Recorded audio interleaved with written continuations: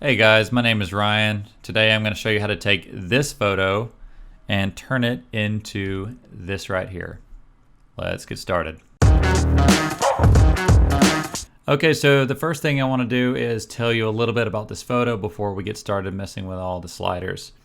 I took this photo around 7:30 p.m. The reason being is I wanted the shadows to be evenly dispersed, kind of like on a cloudy day. As you can see, the sun's being blocked by these trees. The second thing is I shot this using RAW instead of JPEG. RAW allows you to push the lights and the darks a lot further than a standard JPEG is. If you want to make sure that your camera has this, just do a quick Google search on your model and see if you have RAW. I definitely recommend using that. Okay, and the third thing is when you're taking photos like this, you got to keep in mind what colors are going to be used. I knew there was going to be a lot of green, so I made sure that my subject was wearing something very warm, like this red here. Anyways, let's get started. I'm going to push up the exposure just a tiny bit so I can see some of the details that I'm working with, but not too much. I'm going to keep it about here.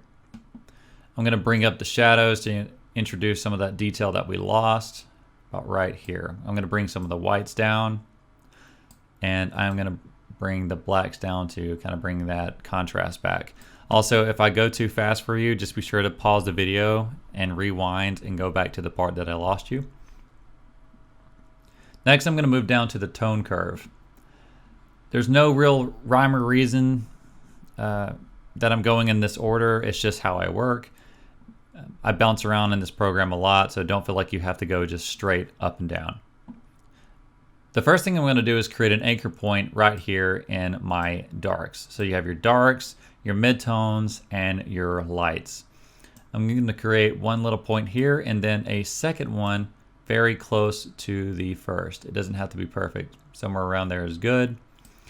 And that allows us to push the darks up just like that, and it creates this really cool matte effect. If you push it too far, it's going to look really terrifying. Good God, that is scary. Anyways, I'm going to bring it up to about maybe 4%. That looks good to me. I'm going to bring up the midtones just a touch to create a nice little S-curve. And then I'm going to come up here. I'm going to come up here to my highlights and then bring it back down. That's looking good. Next, we're going to mess with the colors. I'm going to push the greens just slightly to the left, just a touch. And I'm going to push the reds over to the right. This is just creating some contrast with the colors. I'm going to do the same thing with the magenta. Moving down, I'm going to bring the sharpening down a touch because sharpening introduces too much noise and I personally just don't like it. Next thing is lens corrections. So what this does is it takes the information from your camera lens and it fixes the photo, because generally camera lenses create some type of warping. It's totally up to you if you want to use this. Generally I keep it on, but in this case I am going to keep it off just because it kind of brightens it up and throws me off. Moving forward, we're moving down to the calibration. Now, this separates all the colors into two specific tones. I don't really understand it myself. Just play around with it and see what you like. For this example, for the green primary, if I push it all the way to the right, all that's left is red and green. That's way too much for me, so I'm gonna bring it back down to 0 and just slowly work my way up until I'm happy with it. Plus 25 looks good to me. Okay, so that's looking good. If you want to do a double check, hit the backslash on your keyboard, or you can hit this, whatever the hell this is, these two Y's sitting next to each other, to see a before and after. So far that's looking good. Just click back right here to reset the view. Okay, so now I'm going to mess with the gradients. This gradient right here is a graduated filter. Just click it and just click and drag like so. I'm going to create a custom vignette because I don't like the built-in vignette. I'm going to drag the exposure down just a touch to make it look natural. You can also move it anywhere you want, and you can change the values anytime you want by clicking back on this node. I'm going to do the same thing on this side, and this is going to make sure the eye is focused on the subject. We want everything saying, look at the subject. Okay, the next thing I'm going to do is come up here and create a highlight. I'm going to double click exposure to reset it, and then I'm going to push the highlights up just a little bit. That's looking good to me, so I'm going to click this one more time to deselect that, and then I'm going to come over here to this wand, the adjustment brush, and click that once. So this is one of my favorite tools to use to help separate the subject from the background. So I'm going to press the letter O on my keyboard, and this is going to allow me to see where I'm drawing my subject. Now I'm not going to go into full detail on all the specifics on how to make your brush. Just play around with the settings and the size and the feathering, and eventually you'll find something that you like to use. So I'm just going to do a rough gesture drawing of the subject here. I'm not going to worry about making it perfect because we're kind of on a time crunch. And if you mess up, you can hold the Alt key on your keyboard. It's going to bring up the minus sign. And you can also change the size of your cursor with the mouse wheel, or you can use the left and right brackets located on your keyboard. Okay, so I'm just going to paint back where I messed up because I was rushing and being too impatient. And I'm just going to continue just like this.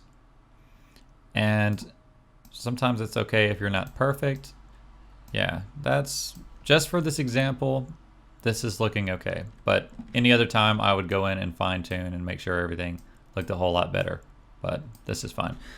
I'm gonna press the letter O one more time to deselect that. And now I can move things over. So I want to brighten her up, but I want to make it look natural. So the way I do that is I go over here to the whites, not the exposure, because that creates a really flat look like that. I don't like that. So I use the whites and just slowly bring it up until I find a spot that I'm pretty satisfied with. That's looking pretty good. If you want to push it a little bit, you can, but just don't overdo it. That might be overdoing it a little bit. That's looking pretty good. Okay, I'm going to click Done down here, and then I'm going to click back on it again to create a new node. This is my personal preference. I'm just going to mess with the details on the road and make sure that I'm bringing some life back into this cold road. I want to bring some of the browns in and make sure that they can be seen pretty well. It's going to be a very rough painting, so you're probably going to want to take more time. I'm just doing this really quick. Okay, pressing the O key to deselect it, and I'm going to bring in some warmth. And then I'm going to drop the blacks down just a touch to bring some of that contrast in. And that's looking pretty good. I am going to come back in here and do a little bit of fine tuning because I have some ghosting issues right here. And I'm just going to fix that. So all it is just minor adjustments and just fixing little things over time. You don't have to worry about getting it perfect the first time. It'll take a little while to get used to it. Okay. That's looking pretty good to me. Okay, so for the final thing, I'm going to click Done. And since this is obviously taking during the summer, I kind of want it to be a little bit warmer. So I'm going to take the temperature from 5200 Kelvin and just increase it a touch. That's looking pretty good to me.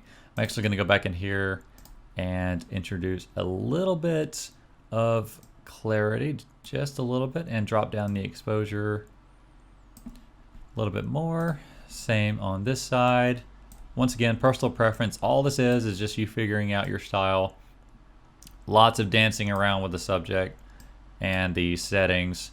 Don't be afraid to mess with it because you can exit out and then come back in and it'll be right where you left off.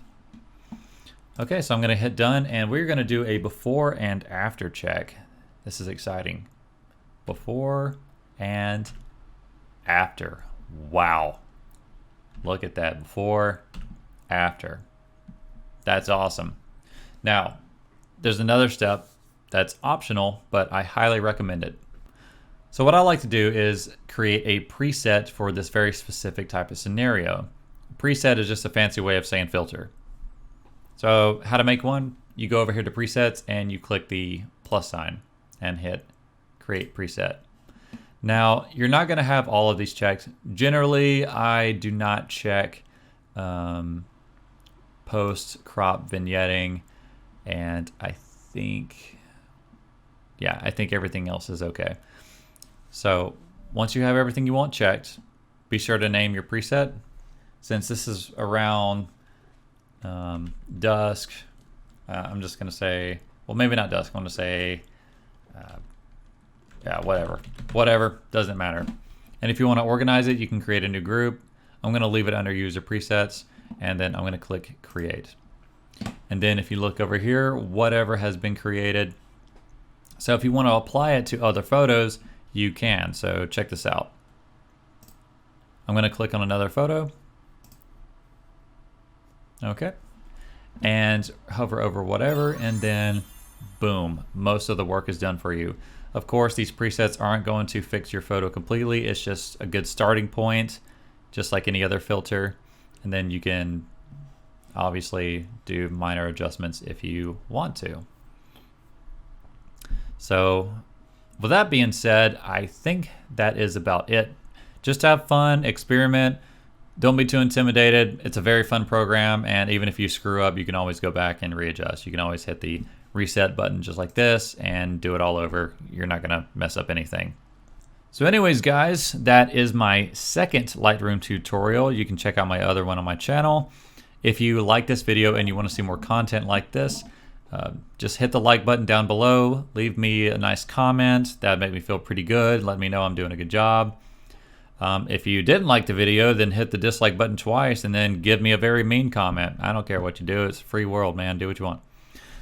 So anyways, subscribe to my channel if you haven't already, and I will see you in the next episode of whatever the hell I do. Have a good one.